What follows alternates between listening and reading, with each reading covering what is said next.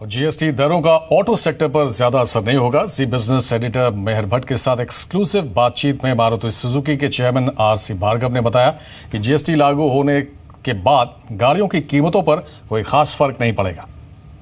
आपने स्लैब्स देखे होंगे, आपका पहला रिएक्शन क्या है as the biggest contributor to the Indian automobile industry GST rates पर? देखिए, जो वित्त मंत्री अब तक कहते आ रहे थे वो ये था कि वो स्लैब जो बनाए हैं उनमें ऐसा फिटमेंट करेंगे कि मिनिमम चेंज हो एग्जिस्टिंग टैक्स स्ट्रक्चर में।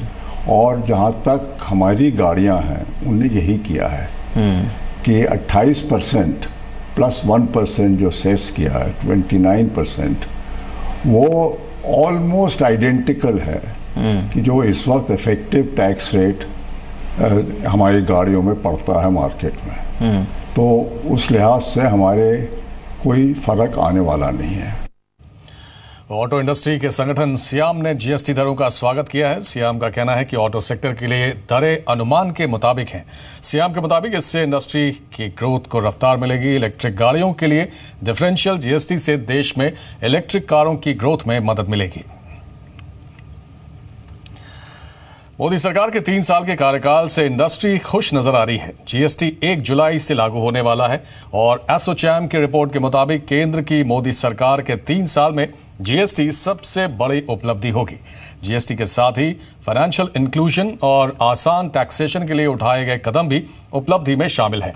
डिजिटाइजेशन, रेलवे और पावर के क्षेत्र में किए गए बदलावों से इकोनॉमी को मजबूती मिली है। भारत का विदेशी मुद्रा भंडार 372 बिलियन पर पहुंच गया है, जिससे रुपए को मजबूती मिली। हालांकि एनपीओ को लेकर चिंता अब भी बनी हुई है।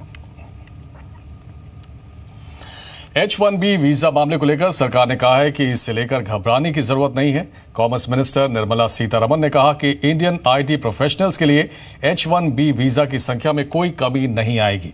उन्होंने कहा कि इसे लेकर इंडस्ट्री को ज्यादा परेशान होने की जरूरत नहीं है। एक्सपोर्ट को लेकर कॉमर्स मिनिस्टर निर्मला सीतारमण ने कहा कि ग्लोबल अस्थिरता के बावजूद भारत का एक्सपोर्ट अच्छा है। वहीं जीएसटी को लेकर उन्होंने कहा कि एक्सपोर्ट्स को 7 दिनों में 90% रिफंड मिलेगा। मोदी सरकार के 3 साल पूरे होने पर कॉमर्स मिनिस्टर निर्मला सीतारमण से खास बातचीत की हमारे संवाददाता समीर दीक्षित ने। हमारे साथ बात करने के लिए है Nirmala Sitharaman, commerce minister. Ma'am, सबसे पहला सवाल, 3 साल सरकार को पूरे होने हो गए, आपकी मिनिस्ट्री ने इन 3 सालों में ऐसा उपलब्धि के लिहाज से समझना चाहूँगा, क्या कुछ मेजर बेंचमार्क्स यहाँ पे बनाए हैं? 2 डिपार्टमेंट्स के बारे में मैं बात करना चाहती हूँ। पहला तो कॉमर्स, जिसमें आपके फॉरेन ट्रेड पॉलिसी 2015 में अनाउंस हुआ। उसके बाद एक्सपोर्ट को बढ़ावा देने के लिए interest equalization scheme, MEIS scheme, SCIS scheme, मतलब मर्चेंडाइज एक्सपोर्ट का इंसेंटिव स्कीम और सर्विस एक्सपोर्ट का इंसेंटिव स्कीम, ये सब साथ साथ आया।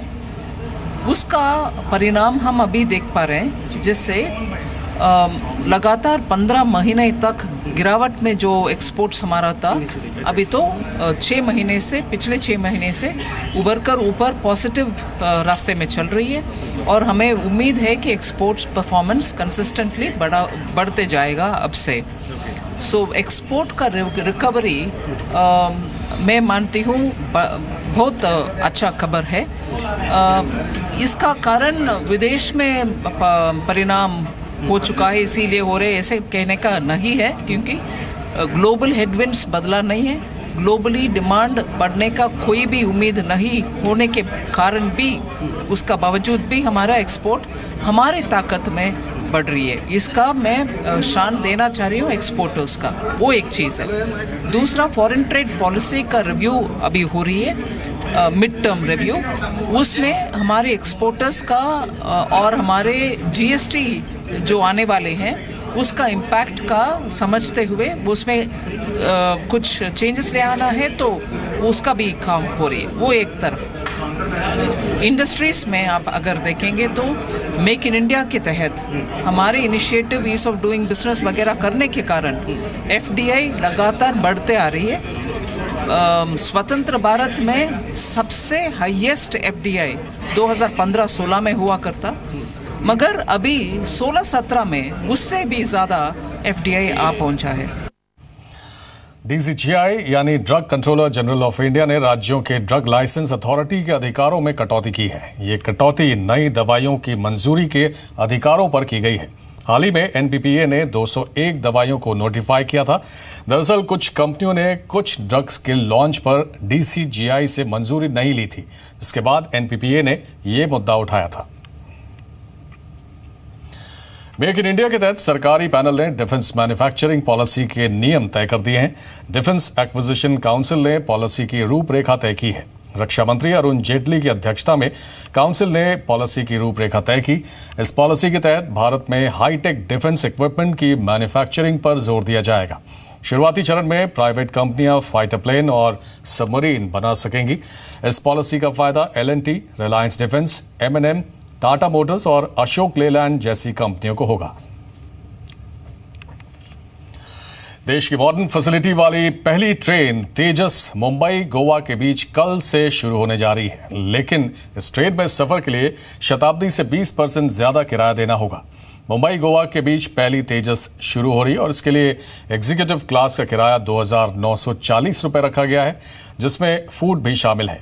जबकि बिना फूड के एग्जीक्यूटिव क्लास के लिए 2,540 रुपये किराया देना होगा और चेयर कार में सफर के लिए बिना फूड के 1,220 रुपया और फूड के साथ 1,185 रुपया किराया लगेगा। तेजस एक प्रीमियम ट्रेन है और इस ट्रेन में चाय कॉफी वेंडिंग मशीनों के अलावा हर सीट पर LCD स्क्रीन और वाईफाई सुविधा भी होगी।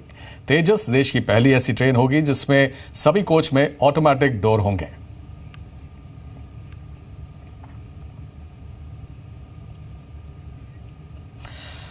तेजस ट्रेन की खूबियों का जायजा लिया हमारे संवाददाता समीर दीक्षित ने। भारतीय रेलवे के साथ ये हमेशा से जुड़ा रहता है कि जब भी यात्री सुविधाओं में या फिर नई ट्रेन आती है तो उसकी तुलना एयरलाइन से की जाती है, लेकिन तेजस ट्रेन या इसके कोचेस, इसकी सुविधाएं वो ज़रूर हैं जो एयरलाइन को भी पीछे छोड़ती हैं और जो फील है, जो कंफर्ट है, वो एयरलाइन की तुलना में यहाँ पे बेहतर नज़र आ रहा है। शुरुआत मैं सीट से ही करूँगा। लेदर यानी कि वो चेयर कार सिस्टम जिसमें लेदर टच दिया गया है, लेकिन सुरक्षा के लिहाज से भी ये जो मटेरियल इसमें इस्तेमाल किया गया है वो शानदार है। छोटी छोटी बातें जैसे कि आप मोबाइल चार्जिंग पॉइंट हो या फिर जो टेबल जहां बैठ के आपको चाय नाश्ता करना हो, ये वो छोटी बातें होती हैं जो आपके यात्री अनुभव को बेहतर बनाती हैं। लेकिन अभी हमारे साथ जो रेल अफसर मौजूद हैं, उन्होंने जो तकनीक का इस्तेमाल किया है ये आपके एक्सपीरियंस को और शानदार बनाएंगी। सर, वेद प्रकाश जी हैं हमारे साथ।